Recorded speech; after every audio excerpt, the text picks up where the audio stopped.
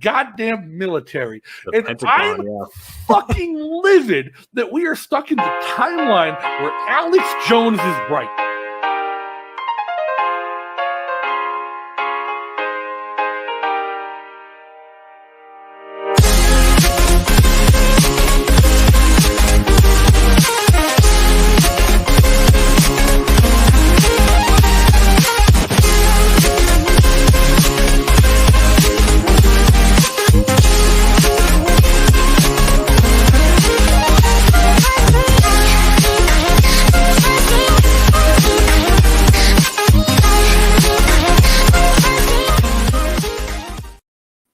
Hey, everybody. Thanks for tuning in to episode 15 of O'Donnell for Liberty. Again, I'm your host, Justin O'Donnell. First things first, I want to give a big shout out to sneckswag.com. Today, as always, you can go get all your favorite Liberty merch over on sneckswag.com. My favorite piece today to highlight is the Propaganda is a Weapon tee. You can go pick that up. It's only been live for about a day. But we're going to jump right into things. First, I want to give a big welcome to our guest today, New Hampshire Libertarian activist Bill Barger. Bill, welcome. How's it going? Going good, man. How you doing? I'm doing great. Now, I want to do something to set the stage for what we're going to be talking about today. So let me bring something up. And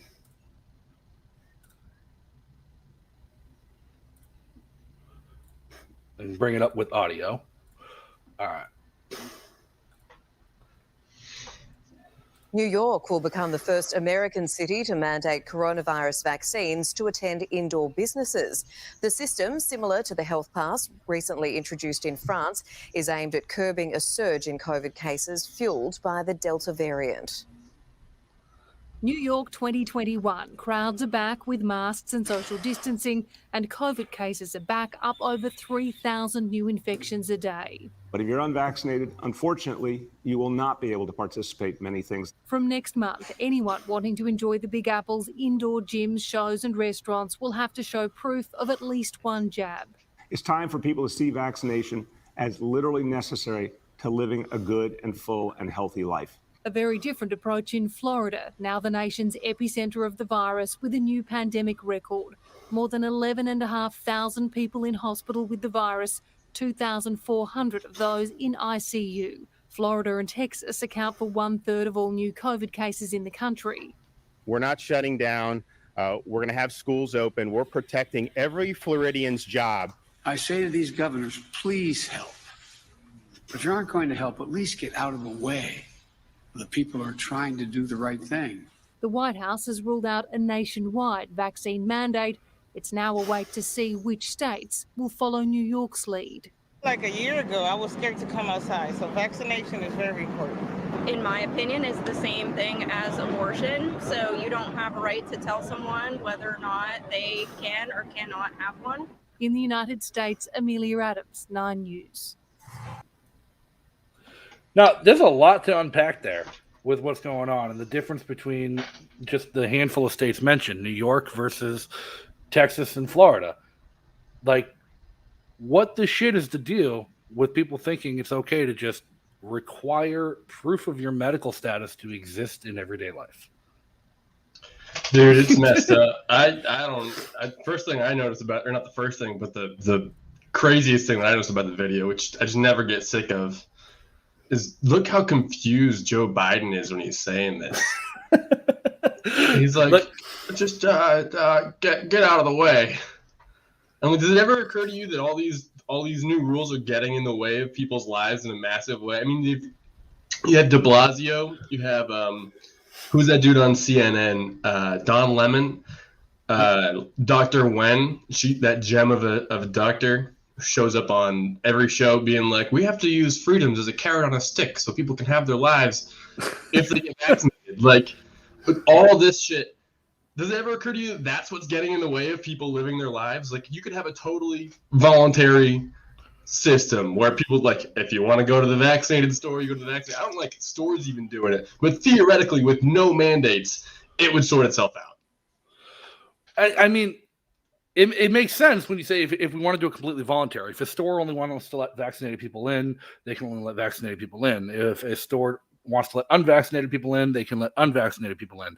And sort of the crux of libertarian ideology that's been up for debate a lot in the past couple of years has been whether or not bigotry is allowed within a libertarian philosophy and whether or not discrimination is allowed within a libertarian philosophy. And libertarians have taken the principled approach in defending people's right to discriminate, saying, yeah, bigotry is repugnant and irrational, but people have the right to be repugnant and irrational. At what point is it unlibertarian to continue telling people that it's okay for them to discriminate when all of a sudden the government's the one suggesting it? Yeah, that's a good question, because it's crazy. I feel like when you see de Blasio out in front of this whole thing, being the first mayor to say, I'm going to mandate for every store, it's almost like if this doesn't go well, he's going to be the sacrificial lamb. But if it does go well, he's the person who got the foot in the door for this to be the norm. It's like standardizing what's going to happen. So let's say, down the line, you stop. We have a law where you stop. I don't know, maybe it's going to be a federal law, maybe it's a state law, but you can't pass a vaccine mandate as a law.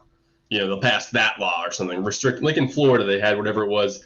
I don't like it. I like our New Hampshire version better. In Florida, they snuck in forced vaccinations, which I don't know if you saw that, but that was like snuck into the Florida vaccine passport ban. In the New Hampshire ban on lockdowns, they snuck in a provision that says unless, and lists a whole bunch of reasons where they can lock it down again. Yeah. So government's going to find a way to lock people down if they want to lock people down. But I believe I saw something today that Los Angeles just announced they're going the same route as New York. Yeah, it's gross. And I think what's going to happen is once you see cities doing it, you'll see places or stores being like, well, certain people who were really good, like, because they looked at these places as role models anyway, because they're kind of not evaluating things they're following.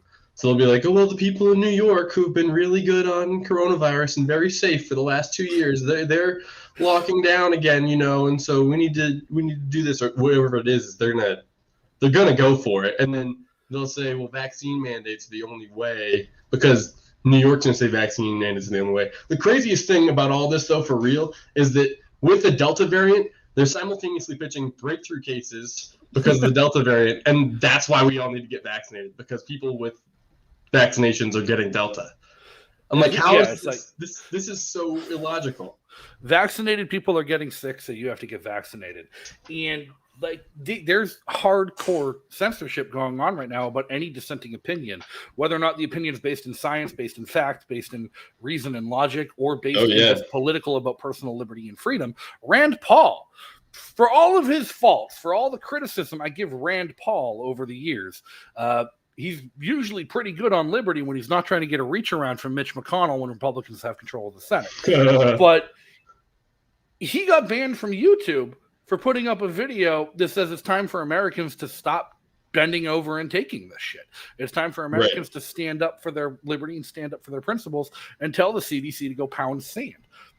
How can YouTube get away with telling Americans to, like, that they're somebody telling them to stand up for their rights is disinformation?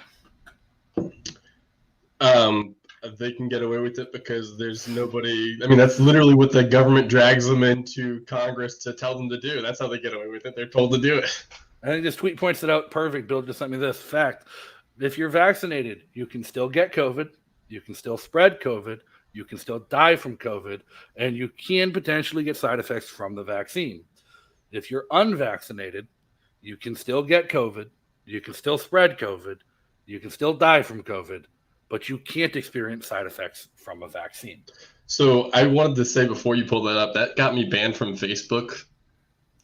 What? I put that up on Facebook and I said this tweet has been mislabeled as leading or mislabeled as misleading or something, and I got banned from Facebook for like 72 hours. Oh man. And how is that misleading? I mean, it's straight logic. It's just simple base logic. Even if getting the claim now is that the vaccine reduces your symptoms. Okay, if you have the vaccine, that your symptoms are reduced and you have an easier time with COVID. But there are still people who are vaccinated in the ICU experiencing major symptoms.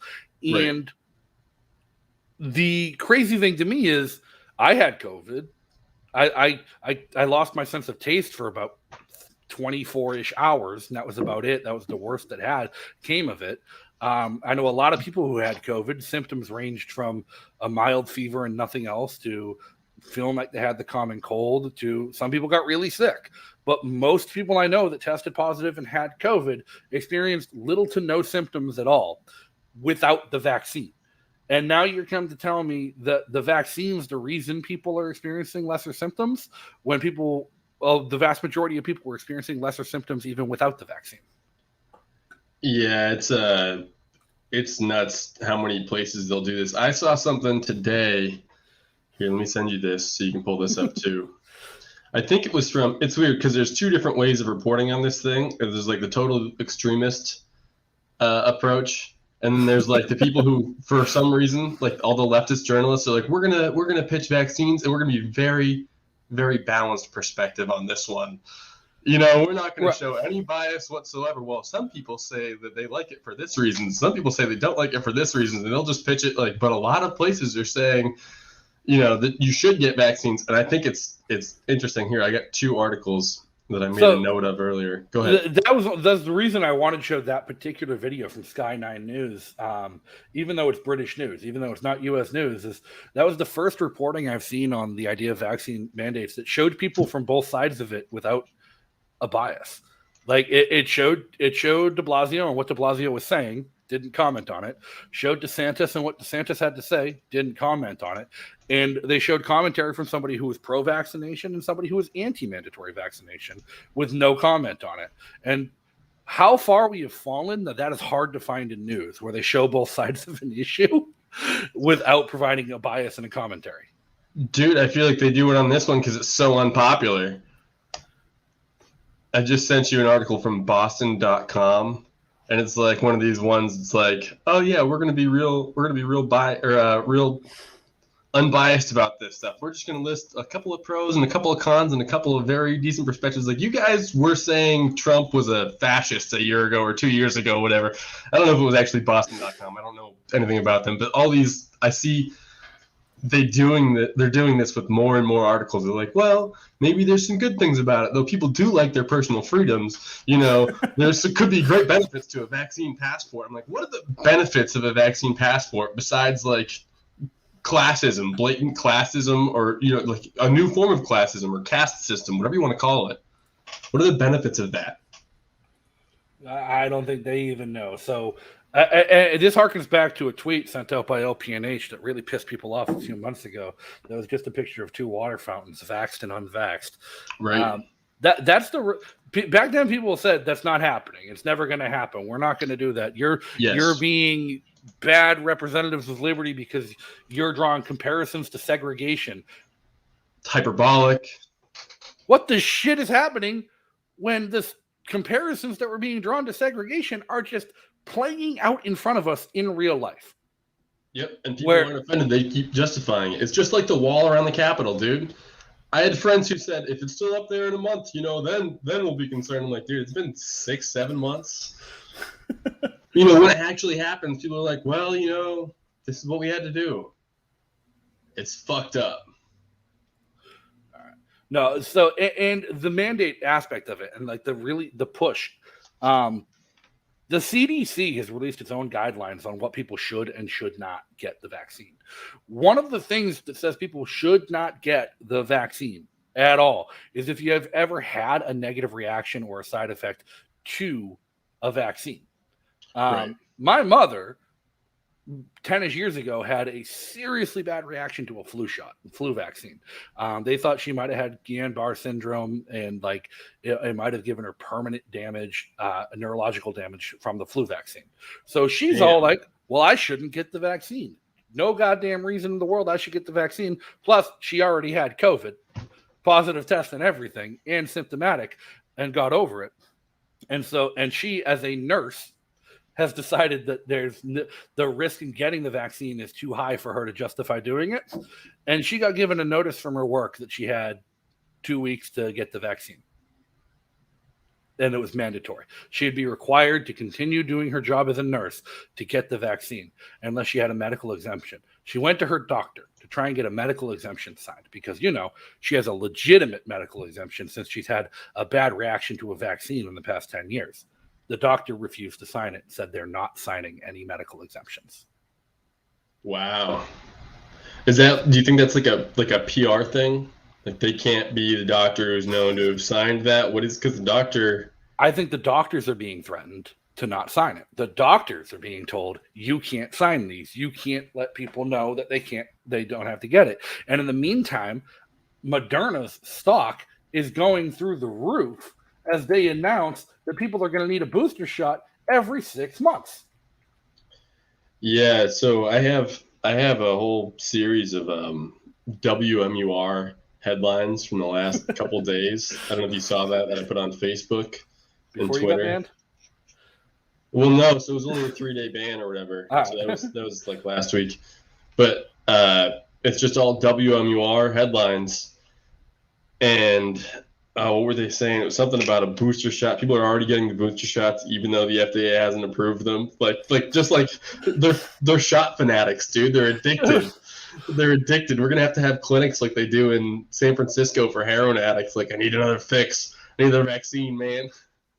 Well, here's the thing: is like I am not gonna be somebody who labels myself as anti-vaccine or anti-science or anti-medical treatment, because I do believe that vaccines, and the majority of the vaccines that we have been tested. There's years of studies on their efficacy and how they work. I get my tetanus booster every time I'm up for a tetanus booster because I've done some stupid shit and messed with rusty fences.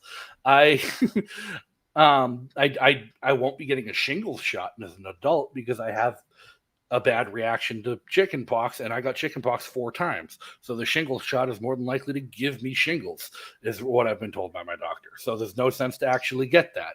I don't get a flu shot every year because the flu shot is a goddamn crapshoot. And I feel like this is just a super flu shot. It's a crapshoot. They put it together, rushed it to market, didn't have time to test its effectiveness. And the moment the virus mutated, they mutated into something that could beat the one vaccine they had, but they'd already put all their eggs in one basket with that vaccine.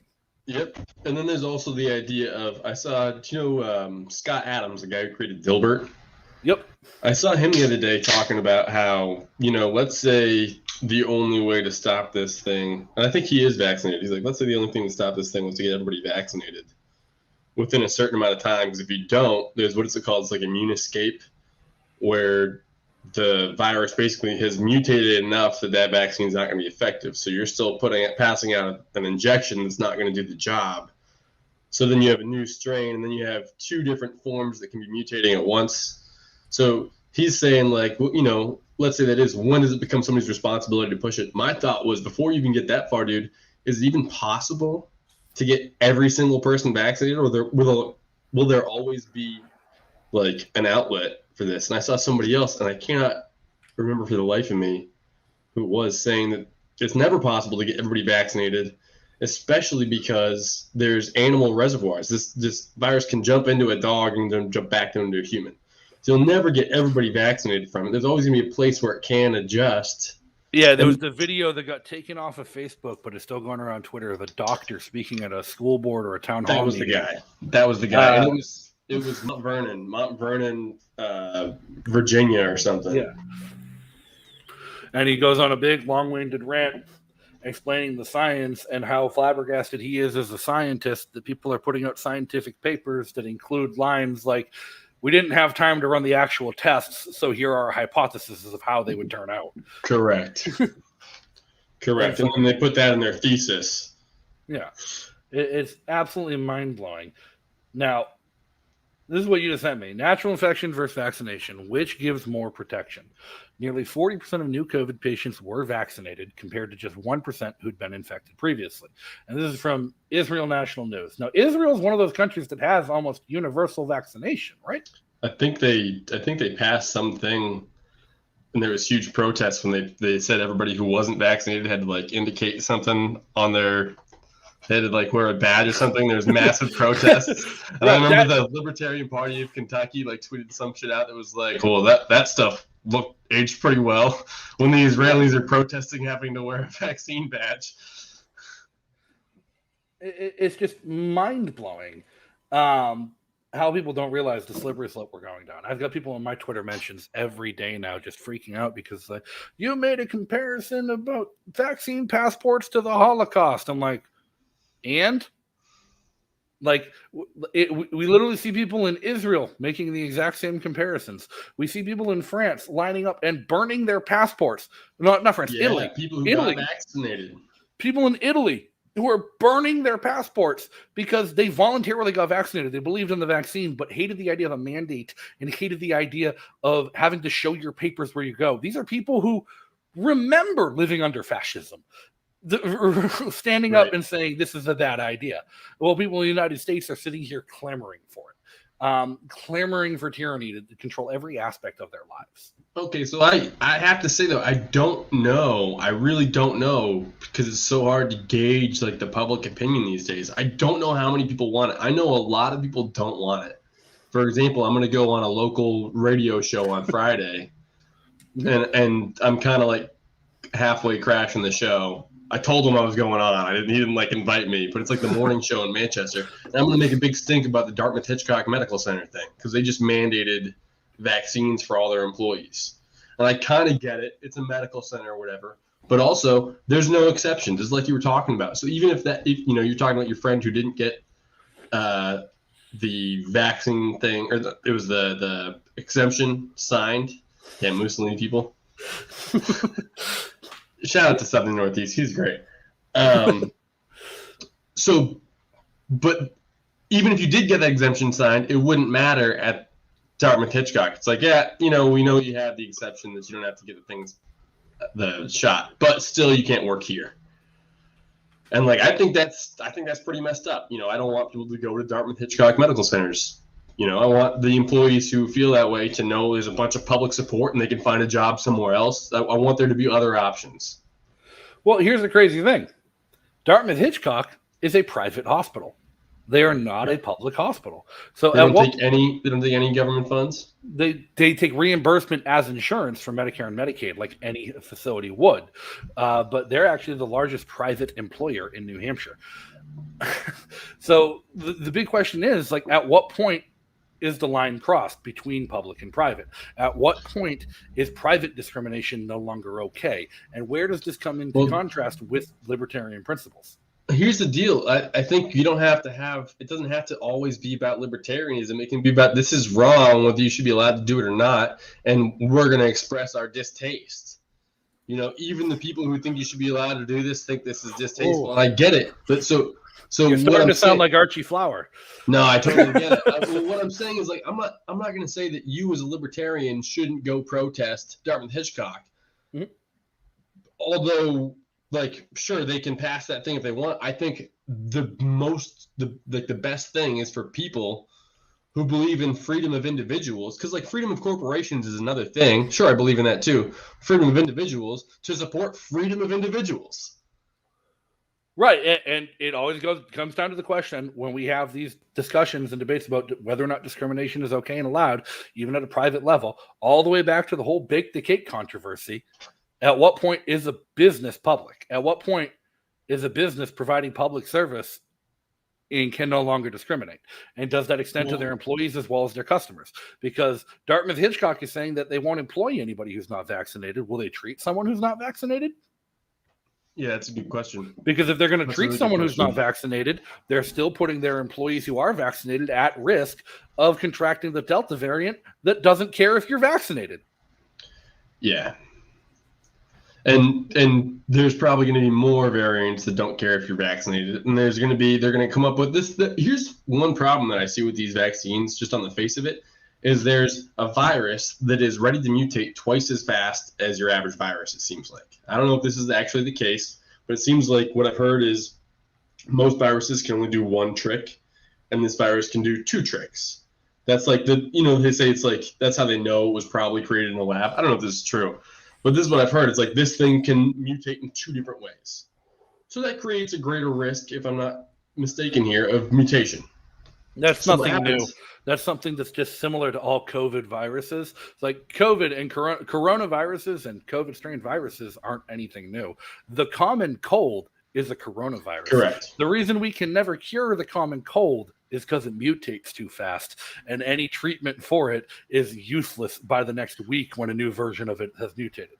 Well, so that's kind of what I'm saying is like, it seems like we're chasing the purple dragon. It's like, we're going to cure last week's version of COVID, and then this week there's a new version. There's a new episode every week where you can just make this thing, like if you wanted to justify lockdowns because of a new variant of the common cold, you probably could do it every week. I can't scientifically classify that, but I wouldn't be surprised if you want to say, listen, this many million people are getting infected every week. If we could come up with tests for it, imagine how many people would be getting the common cold every fucking week.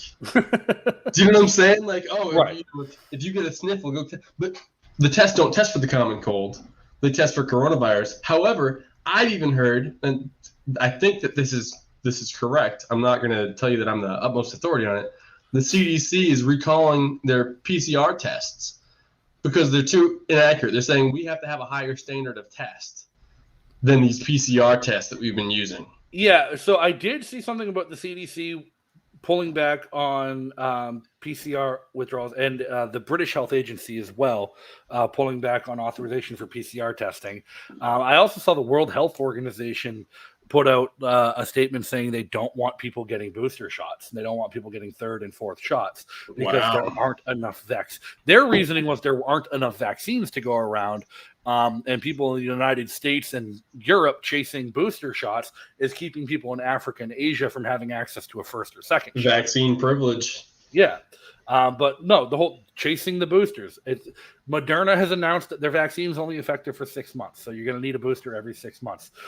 Imagine all the white women bitching they couldn't get their 5th or 6th COVID shot when there's people in Africa who are actually like immunocompromised, they don't have a good diet or whatever, who are dying of COVID. And I don't know if this is even the case, but like, just imagine people being like, I didn't get my 6th booster shot because Moderna hasn't been publicly supported enough.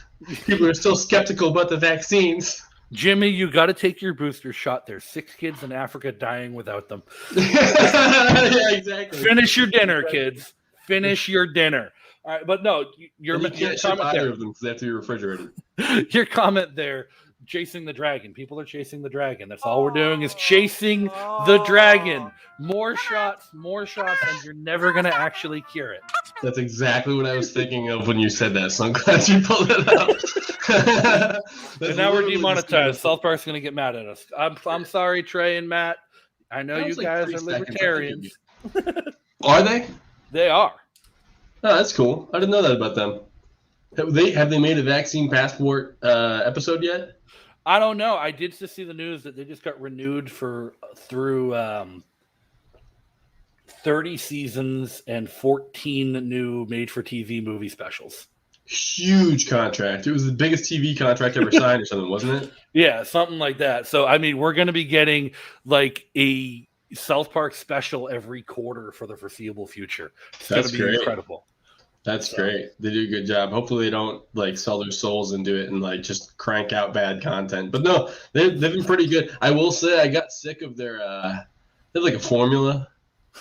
Sometimes I watch them like, guys, you just like picked an issue, ran it through the algorithm or ran it through your formula, and like this one wasn't the most entertaining, but they're usually pretty fucking clever. So there is an episode about South Park about how they have a formula. And everything. I haven't seen that. It's the manatees write every episode. They're doing it making fun of Family Guy, saying Family Guy's all formulaic, and then the kids like break into like the Fox headquarters and find out that there's manatees that write every episode just by picking balls, and they write every episode. But it's the same case for all of the shows. It's still funny. It is funny that they can be self-referential, but somebody complained. We were joking around with some friends a couple months ago, and they're like, when are we going to get a new season of South Park? And I said, I honestly hope never, because we haven't had a new season of South Park in a couple months, but we've had in a couple years, but we keep getting these 2-hour specials that they drop about a current event just randomly out of the blue that have been incredible. And if they just like for the foreseeable future, just drop a South Park movie every 5-6 months, I'm here for it. Hell yeah. Especially if they don't have to write the weekly content or whatever. Right. You can focus on the gold. Yeah, the gold and the one single issue. And they did do a vaccine episode. I haven't seen it, but I'll have to look that up. It was a vaccine special, and it was the kids trying to get vaccines for their teachers because they were sick of homeschool. They were sick of sitting in front of computers all day, and they wanted to go back to school. And then they end up fighting the QTs, which is the little Q kids, all the kids whose parents are obsessed with Q, who are trying to stop Cartman and Butters from delivering the. Butters is leading the Q kids, trying to stop Cartman and the other kids from delivering vaccines. The Trump vaccines. Right, it's the Trump vaccine. That's what people need to remember. God. He's the guy who cleared the FDA to rush the process. January 18th, 2020, people are tweeting, I will never take the Trump vaccine. April 2020, I love my vaccine. Thank you, Biden. Or April 2021. Like, we're going to because what happened was Trump was like, we're going to fast track the vaccines. We're going to make it the quickest, the best vaccine. And then Biden comes and is like, we're going to fast track the fast track. We're going to make it the fastest track that America's ever seen. I've seen a lot of fast track. I got hairy legs, and my tracks are fast. Well, here's the thing. Like, let's circle back and talk about the FDA regulation, how things got so out of hand, where I did see somebody I was like, oh, all of a sudden libertarians are in favor of FDA regulation over vaccine trials. Honestly, I'm not. I think that when you remove a standard that people have been abiding by, they're more willing to rush it. Right. And the whole thing here was them removing the standards. At the very beginning of this, I saw libertarians leading the push for remove the goddamn standards. The FDA is getting in the way. Moderna announced in January of last year. It was right after the first outbreak in Seattle. A lab in Korea had sequenced the genome of the COVID-19 virus, which is apparently easy to do nowadays with modern technology. And they had sent it to several different labs that were working on possible vaccines. And Moderna announced, like, within a week that their mRNA technology was able to adapt and create a vaccine. It took a year and a half for them to start delivering it because the FDA was slowing down the process the whole time. Right. I'm not one who wants to go get the vaccine. I don't trust something like a rushed process. I think there should be clinical trials. I don't think the FDA should be running them or managing them. I think companies should be doing their due diligence and research with what they rush to market. So that's one of the reasons I myself don't want to get the vaccine. But it was government in the way, keeping it out of people who wanted it. So how many people did die because the government didn't let them get vaccinated when the vaccine was available? Or how many people did die because the government wouldn't authorize the sale of the over-the-counter nasal swab test that gave you a positive or negative result in 10 minutes that they were using in Korea and Japan from the very onset? Yeah, I mean, so I don't know how I feel about the actual tests themselves or the vaccines themselves. I kind of tend to not totally trust either. What I think is we did have a situation where companies were vying in a not free market to be the first person or the first organization to release a product. And then they loosened the regulations. And this is going to be like the most valuable product in the world, you know, when it comes out. Right. It's going to be the most valuable product in the world. So then you release the pressures, because we don't have a free market here in the beginning, right? In the free market, you have all these checks and balances, which is this huge, massive, you know, million piece network of people kind of checking and seeing, like, you know, you can always opt in, opt out. Nobody's having to force money into it that they don't want to contribute to it. It's like only people who believe in it and who still support it are doing it. You have this thing where the vaccines, already these companies are taking massive amounts of federal money. They crank this thing out, they put it out there, and you remove the only incentive that they had, to be honest, which was the government. Because, again, it's not a free market. So you remove that, and they're like, yeah, just put out whatever you want, that you can have a study that says it might be good for the thing. So I don't know, to your point, I don't know how many people died because they couldn't get vaccinated. I don't even know how well the vaccines actually work, because I think that so much of this data has been manipulated or at least filtered, even to the extent where I can't post a Twitter post on my Facebook feed. And I have 1,000 Facebook friends. I'm not like a person who should be flagged or like being monitored or anything like this. Even in a world where we have to monitor and track everything that everybody is saying, Like, I have literally no influence. So when my shit's being checked, I know that all the like studies that they're picking to put out in the news are obviously being checked. Yeah, I don't know what the actual situation is with the test of the vaccine. So to your point, I don't know. But what I do know is if the one system that we had in place to regulate what people release as like a vaccine or as like a medical treatment was the state, and they removed that barrier, and the free market wasn't able to do their shit either, because you and I can't, clearly we can't just say whether we think we should get it. They're about to put in mandates for us to get it. Then now that company has no incentive to be honest, especially when they remove also the liabilities. So it's just gross. Like this, we removed the one safety net, and we didn't allow the natural safety net to be in place either. It's like, I don't like it. I don't like any of it. I don't trust any of the data. To me, the most disappointing thing about all of this is that the people who I'm a libertarian, obviously. I'm an anarchist, obviously.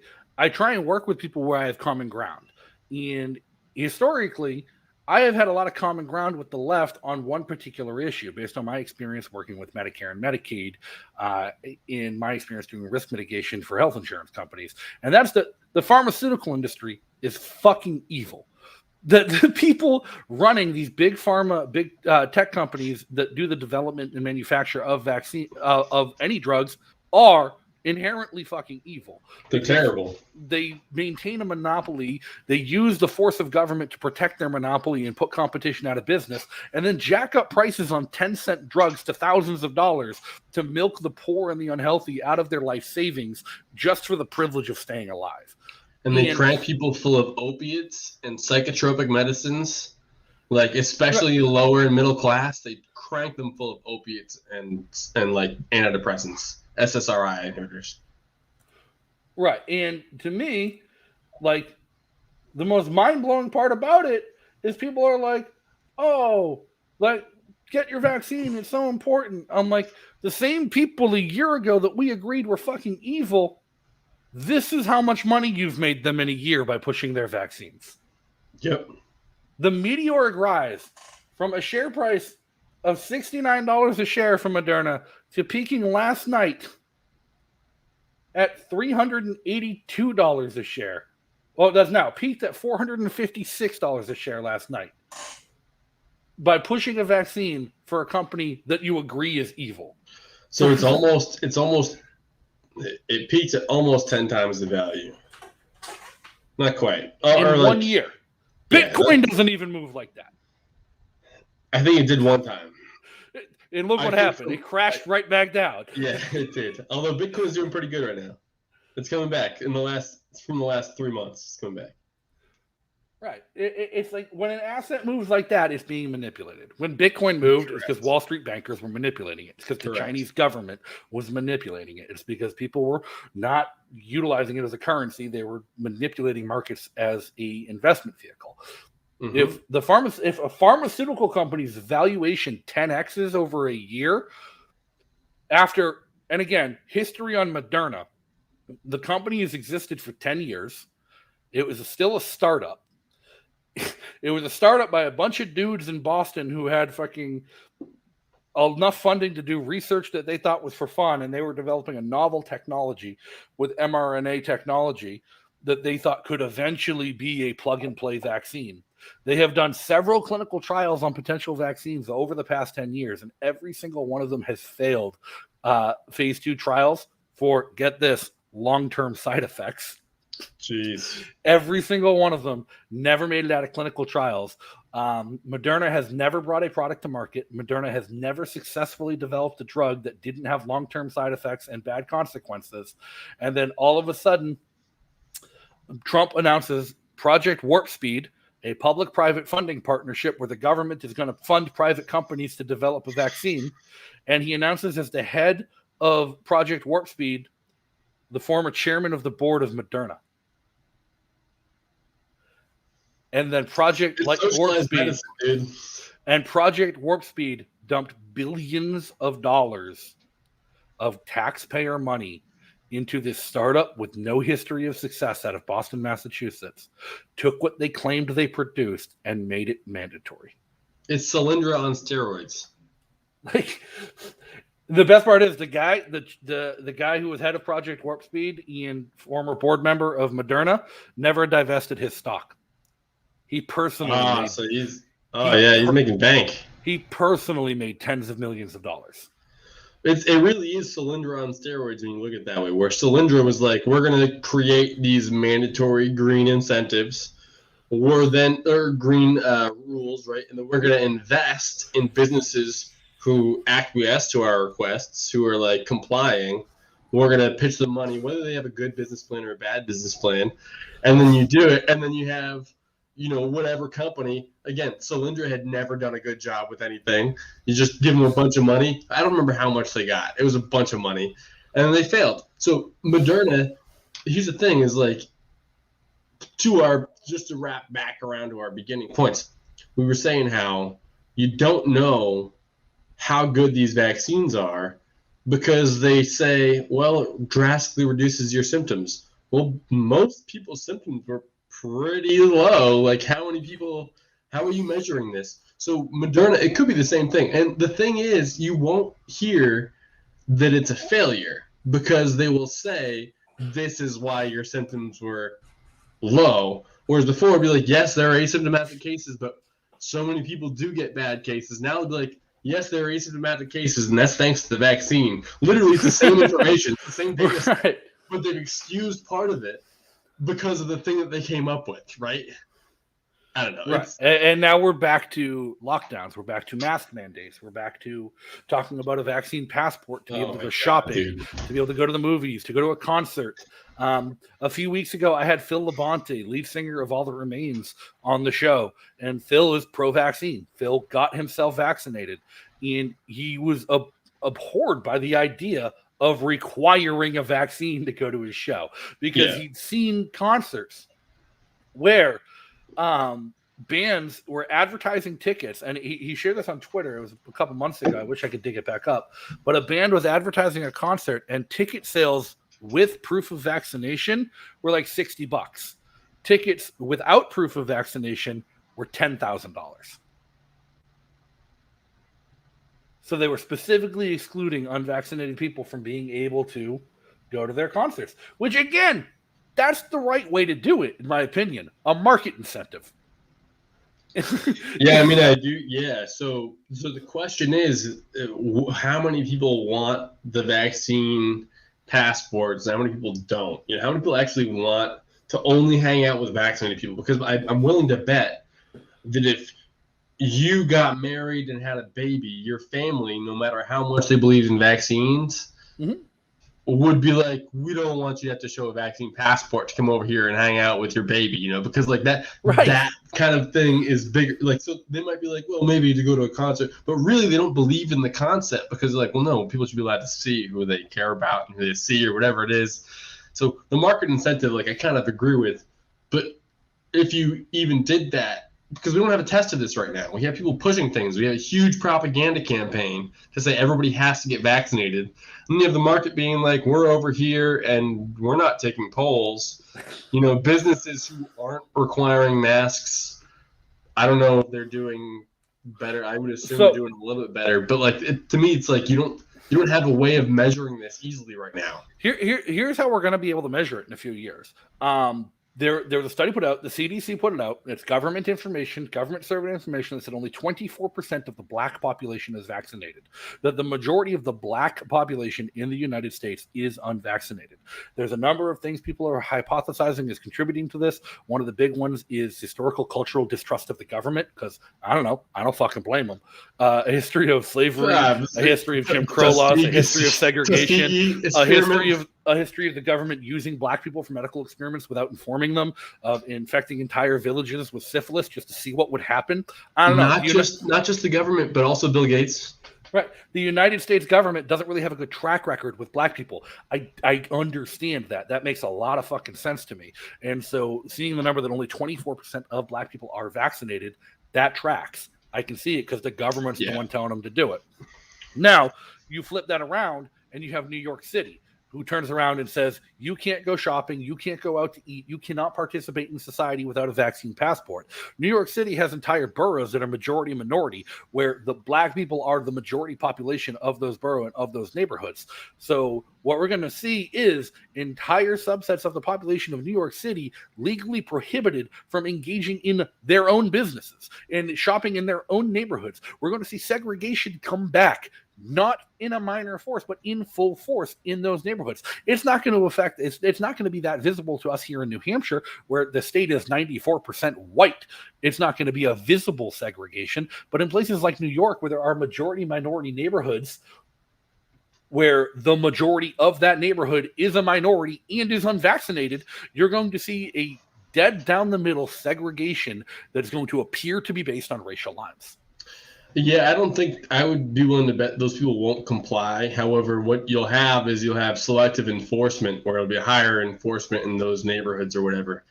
Like that's usually the avenue that goes, because it's easier to do it. If you want to, it's like if you want to fish, you go where the fish are. So if you're a cop and you know that 75% of the people in this neighborhood are speeding, and 75% of these people are not vaccinated, you go to the area where you can write the ticket. That's your job, is to write the ticket.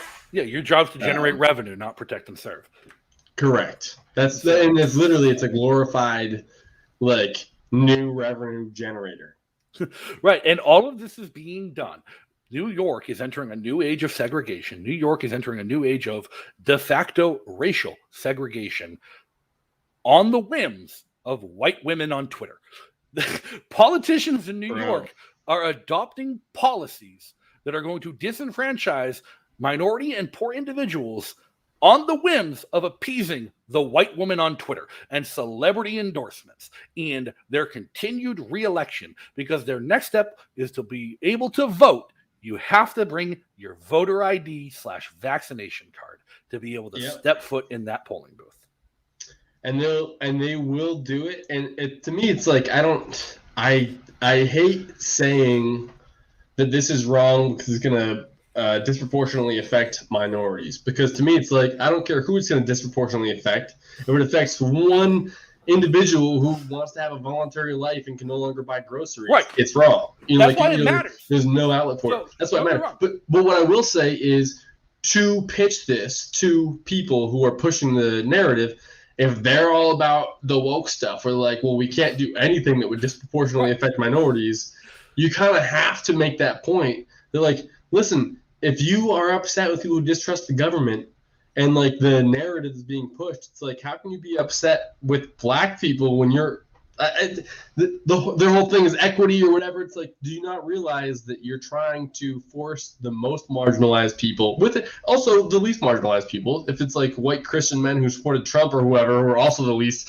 vaccine inclined, but you're also forcing that minority population that you so claim to want to represent more than anybody else. You're forcing them into an awkward corner where they don't want to do what they're fucking told, because they're skeptics too. And really, it's an attack on skeptics. And the people that fall into the skeptic category are almost on like opposite sides of the spectrum culturally, right? So to the point, like, what matters is that the freedom and liberty of a single individual is being infringed, because the most important minority is the individual. The most important minority will always be the individual. But policymakers and politicians don't give two flying shits about the individual. They care about demographics and vote totals. And those are the only things that can change their minds, are demographics and vote totals. And a prime example of this, a couple of years ago, Nashua, the city of Nashua, New Hampshire, was considering raising their smoking age to 21 and prohibiting people between the ages 18 and 21 from possessing or using tobacco products within the city limits of Nashua. And there was a concerted push by libertarians to try and stop this, because this is fucking bad. Myself and Andrew Olding worked with business owners, because one of the largest cigar shops in the world is in Nashua, New Hampshire. Is it the 724? Two Guys Smoke Shop is the largest cigar shop in the world. They are the largest cigar retailer in the world, and they are based in Nashua, New Hampshire, right on Exit 1. Jim Garofalo has a fantastic story about why they're on Exit 1, because he used to be in Boston, and then Boston passed the tobacco tax, and he moved his ass to New Hampshire. But me and AJ Olding worked with the owner of Two Guys and the owner of Castro's Backroom and other lobbyists and convenience store owners about how this was going to hurt small business. Like, this is going to be hugely detrimental to the small businesses by doing this. And we were lobbying aldermen. We were bringing aldermen to the cigar shop, sitting down with them one-on-one, the ones we thought we had a chance of swinging their votes. And we were sitting there doing the math, and we thought we had this by one vote. This bill was going to fail by one vote. And we went to that night extremely proud. And as they were going around speaking on public comment, one of the alderwomen, a black woman, whose name I can't remember, she stands up. We had never approached her. She's a super progressive. We thought we had no chance of convincing her to not raise the smoking age. She stands up and says, passing laws like these will just give the police an excuse to target minorities. I can't support it. I'm like, fuck yeah. I don't care what your excuse is. I don't care what your reason is for opposing tyranny, as long as you're opposing tyranny. Yeah, I tend to really agree with that too. And it's like, I think that something that is lost on most people is every time you pass a new rule like this that restricts basic liberties, if you believe that the filter on how we enforce our laws is racist, you're creating a new opportunity for people to do racist shit, trying to enforce something you believe in. You know, it's like every time you do this, if you believe that the government is inherently racist and the state has been manipulating and stepping on black people and America is inherently racist, why would you want more reasons for them to go to court? Cops are racist, so let's give them more power. Correct. Let's give cops more reasons to interact with people because they're all racist. It's and crazy. You say this isn't going to give cops a reason to interact with people? This is France. This is in France. People in France are being approached out of the blue with no suspicion to show their proof of vaccination for sitting down at a goddamn coffee shop and enjoying their lunch. And look how happy they are to do it. That chick's like, oh yes, check my vaccine passport. Some of them are. Like, see the smile? Like, oh, I love being asked if I'm under 21. Yeah, it's like, it's gross, dude. I don't like it. And so here's a question. All right, so I'm very upset about all this right now. In the USA, this is not a thing that's happening like this, right? It's not a thing that's like going on. Maybe in New York in 2 weeks it's going to be going on. I don't know exactly what their date. In LA tomorrow. Checking that. Yeah, I mean, so, but my thing is like, if we're pissed off about this now and we don't want this to happen, should we wait for it to happen to react? Like, how do we push back against this? Already you have people like Rand Paul, Joe Rogan, Tim Pool, all these people, even Jordan Peterson, I think, has come out and said that he's not really in support of vaccine mandates or whatever, though I think he stays away from that topic for the most part. You have all this going on. How do we make a consolidated or a concerted push against this? Because we really there's the biggest propaganda campaign ever going on right now, as far as I can tell, to get people to just stick a needle in their arm. And okay, you know what? Maybe it does help, but I believe in voluntary choice. How do we get the people who also believe in voluntary choice as far as your medical treatments go, and they're at least being able to participate in society? Yes, look at this. So I'm going to tell my kids that was DC 2021. No, but that's Paris, France today. I know it is. I'm just kidding. Is the crazy we're not doing shit. We're not doing shit, dude. Like, well, Paris, France, the French people, the fucking cowards, the nation whose standard is a white flag of retreat, is finally standing up for their rights, is finally demanding that the government no longer trespass on their freedoms and on their inherent rights of movement and interaction. In Americans, the cradle of liberty is sitting passively and watching their freedoms being stripped away from them, one itsy-bitsy regulation at a time, and they're not doing shit about it. To your point, they're not doing shit about it. And how do we get them to do anything about it? I don't know. I'm at a wit's end on how to reach these people because the information is available to them. It's clear as fucking day what's happening, and nobody is taking a stand to do what's necessary, because when they see those who are willing to stand up being crushed by big tech censorship, being belittled by governing powers, being ridiculed and canceled by Twitter mobs, the cost to the individual for standing up for their own rights is too high. So how do we get the collective to reassert their rights? Dude, I don't know. I'm concerned because it seems like there's so many people who do want it. I hate to shill for the Free State Project, but it seems like the only places for us to all concentrate in one place. Like New Hampshire is probably our best bet. It's probably get the highest concentration of libertarians in the world already. And it could have even more, and it will within the next year because more and more libertarians are moving here. But like when places like New York and even LA, our Democrats like guns. That's what I'm saying. Places like New York and LA are leaning more and more into this tyrannical bullshit. It's like I think the only option we have is to concentrate in at least an area. Because we can't convince everybody. We can't get the whole nation to hate vaccine passports. We can't. There's no fucking way, dude. I wish. But we can't. So it's like waking people up and getting them to actually do something. But what do? Do we get like a tiny protest in every state? What percentage of the population? If it's 3% of the population, and to look at those photos in France, it's inspiring. I'm also curious. I've never been to France. What is the population of France? What percentage of them is in the streets? And is that going to make a difference? What does it take? Because ultimately, I think building a collective society, I'm not a collectivist, but like building a place where we're all here because we believe in a certain thing is really the only way. Because we can't sell it on to everybody. We can't. I don't know. I think New York might be a lost cause, dude. I think California might be a lost cause unless we all break up. But I don't, if our solution can't be like protest in every state, because not every state, we're not going to win there. Maybe the solution is breaking up. I'm down to break up. This relationship just isn't working anymore. I'm sorry, New York, but we're going to have to go our separate ways. It's not us. It's you. What's the opposite of secession where you kick a state out of the union? Eviction? Yeah, eviction. We should do that to a couple of states, and maybe we'll be in a better place, I think we should do it to all 50 of them. Balkanized North America. We've got 50 laboratories of individual liberty and freedom, and I'm excited to see New Hampshire come out on top. Yeah, I'm totally supportive of what's happening here in New Hampshire, and I don't know that we can actually sell everybody on it. I don't know that a protest everywhere is going to help it, especially depending on how big or small they are. I don't believe in protesting that much, to be honest. Well, people who want to check out ideas about secession, you should head over to libertyblock.com. Check out what Alu Axelman has wrote on the topic. He's very prolific. And again, that's libertyblock.com. They're linked in a previous video. Last week I had Alu on the show. But I'm of the opinion that might be one of our only ways out of this, because people are not standing up. They'll enact a moratorium on eating states. CDC will do it. Don't even get me started on the eviction moratorium, Southern.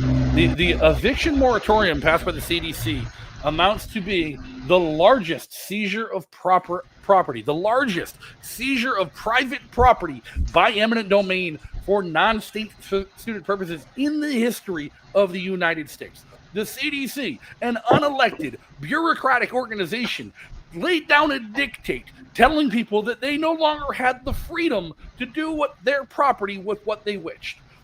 People were forced to allow squatters to stay in their property after they were told they did not have to pay rent, and yet they were still obligated to pay their property taxes, to pay their common utilities, and to provide for the livelihoods of those who were adversely occupying their property. This amounted to a government seizure. This amounted to a taking, and none of these property owners were compensated by the United States government. Instead of compensating property owners who were the victims of the largest property seizure in history, they went to foreclosure. Their houses were purchased by BlackRock, a conglomerate of former government officials who are seizing private property through bank regulation. And then they tried to regulate our decentralized assets and demanded more for defense spending, so they're increasing taxes again. The United States government is a tyrannical government. Vaccine passports are a tool of a tyrannical government to control how people can move and how people can interact. The United States government is using an emergency and a crisis as an excuse for propagating tyranny. That's what I got. I'm done. Bill, we're in our last minute. Leave people with your final thoughts and tell them where they can follow you. So my final thoughts are everything you just said is true, and that's why they're so rapidly expanding the approved groups, despite like they're not really coming up with new data as far as I can tell. So I just sent you a thing on Twitter about the CDC, since we've been on this podcast, strengthens recommendation for pregnant people to get vaccinated against COVID-19 following new data. Christ. So I guess there probably is some new study, but that's like The a flu Twitter shot. notification where they make sure everybody knows. Every single fucking year, the flu shot comes out and they say, don't get it if you're pregnant. What the fuck is different? Right. If there's exceptions, they can't really push it on everybody and make it like a thing where we can exclude you from society. So they're really pushing it for everybody, and it's definitely safe for everybody. Long term, we know that in 10 years it's going to be fine because we've done 6 months of studies on it. So I don't know. Follow me at Bill is a Joke on Twitter and Facebook or whatever, and you can do that. I have a podcast too. I'm going to be firing it back up. It's like a seasonal thing. In the warm weather, I don't do it so much, but like it's called Don't Quote Me on This. It is 100 degrees here right now, and we're in goddamn New Hampshire. So. Yeah, I know. Yeah, tomorrow's going to be even worse. But yeah, give me a follow if you enjoyed this, and I appreciate you. Get vaccinated if you want, but if you don't. Like if you don't want to, don't fucking bend over for this shit. Too many people are bending over and saying, let's just get this over with. And I think we should not do that at all costs. It's going to be normalized. Do you remember when you didn't have to wear a mask to go into the store? Or was it like, it would be absurd if somebody like tried to ask you to? Like, no, sir, you have to wear a mask. And you're like, what? I thought I couldn't wear a mask. That 2 years ago. The banks would call the cops on you for wearing a mask. Correct. I don't know. So like, don't forget what life was like, and don't like forget what life was like to be unvaccinated or not to be forced to get injections every year. It's gross. I don't like it. I hope you don't like it. If you like it, go live somewhere else besides New Hampshire. That's my pitch. All right. Thanks for joining, everybody. Thanks for coming on, Bill. It's been great. See you next time. Hey, everybody. Thanks for tuning in. As always, big shout out to our guests and our viewers for making this show worth doing. And make sure you check out the links in the description to follow up and learn more. And as always, check out our sponsored merch over on snackswag.com. I stream this show to Facebook, YouTube, and Twitch live, and everything's uploaded to Odyssey the same day. So make sure you check out our channel on these platforms and help out by liking, following, subscribing, and most of all, sharing the content with your friends. That's all for today. See you guys next time.